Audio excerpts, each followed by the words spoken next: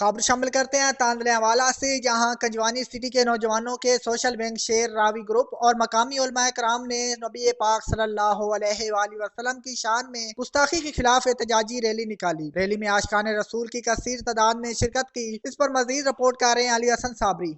जी तहसील तांदलेवाला के शहर कंजवानी से नौजवानों के शेर रावी ग्रुप और मकामी उलमा इकराम के अलावा दीगर मजहबी सियासी शख्सियात और नौजवानों की कसीर तादाद ने फ्रांस में नबी पाक सल्लल्लाहु अलैहि वसल्लम की शान में गुस्ताखी पर रैली निकाली। 455 गाबे से शुरू होने वाली रैली चौक रहमे शाह पर इख्तिताम पजीर हुई। रैली में उलमा इकराम, अल्लामा खादिम हुसैन फारूकी, कारी आलम शेर फरीदी और दीगर उलमा इकराम का खिताब करते हुए क्या कहना था, आइए सुनते हैं इस रिपोर्ट में।